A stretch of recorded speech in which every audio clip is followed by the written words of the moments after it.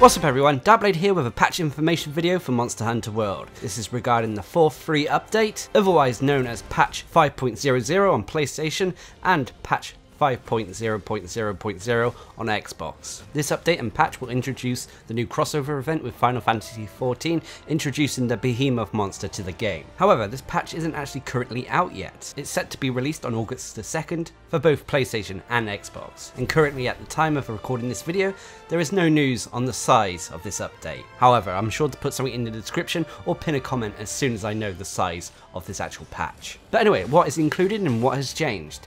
Well, first is introducing the new monster, Behemoth. This gargantuan creature from Final Fantasy XIV now appears in Monster Hunter World, and it brings alongside him some unique mechanics, such as his meteor attack. Anyway, this update and patch will also add new weapons and armor to make your hunter look like a dragoon from Final Fantasy XIV. There will be also new PALICO equipment to make your PALICO look like a Moogle from Final Fantasy, and environmental hazards in the form of cactuars. Now, I'm sure a lot of you are already aware of what is actually coming with the crossover event, but with this patch for this update, there comes a few bug fixes and gameplay changes. There's quite a few adjustments to weapons, for example.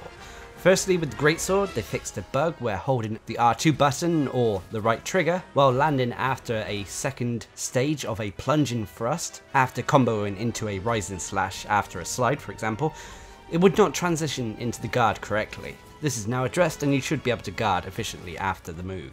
Also with the greatsword, the behaviour of the camera during tackle 1 and 2 wasn't going back to normal when the actual move and action finished, resulting in the camera behaving unusual. This has now been fixed to match the behaviour of the camera that you would see during tackle 3. Next, moving on to the lance, a bug was fixed where the mid thrust would occur if you attempted a guard dash after a counter thrust. They also fixed a bug where a forward guard dash would occur regardless of the direction pushed, and they also addressed a bug fix where the guard dash would not work properly if the player preemptively input the guard dash when the player and the direction pushed were completely the same. So lots of annoying little things with the guard dash addressed for lance users.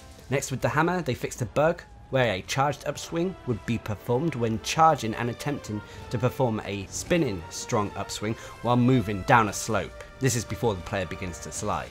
This is now addressed and should no longer be an issue. Next, a few bug fixes for the switch axe. They fixed a bug where the directional control type 2 would not work properly when pressing forward during the switch axe's overhead slash. They also addressed a bug where the wild swing attack, which is circle or B while in axe form, the hitbox would disappear mid-attack when the timing to press triangle or Y to go into the axe overhead slash was too fast. And they also addressed the bug where the file gauge would not replenish when using a whetstone while the weapon was sheathed.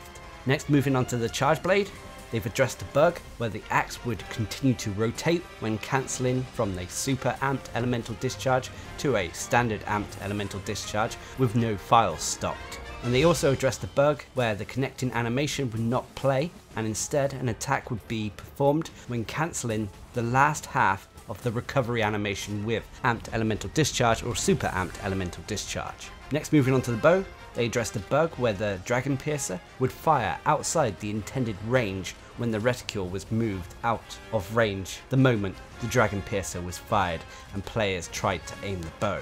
I thought they had fixed this issue with one of the previous patches, however, apparently there still was an issue. Next, moving on to monsters. First, they fixed a bug that made it appear that monsters were sliding when knocked down on a slope, and the down animation was replaced by a paralysis or similar animation instead. I've actually never witnessed this, however, players who have reported this tend to be the guests in multiplayer hunts. And then finally, the last bug fix is to the target camera. They fixed an issue where the target camera would target another monster by itself when a targeted slain monster body disappeared during multi-monster slay quests. But there we have it, that's all the information we got for patch 5.00 at the moment. Capcom have stated that details on other updates, including ones related to weapons, are to be announced at a later date. I also assume they're going to give us a bit more information regarding the size of this patch closer to its launch. But anyway, I hope you found this little video helpful, and until next time, I've been Darcblade, bringing you a quick information video regarding patch 5.00 or 5.0.0.0, aka the 4.3 update in Monster Hunter World. Hope you enjoyed the video, thanks for watching, subscribe and like for more.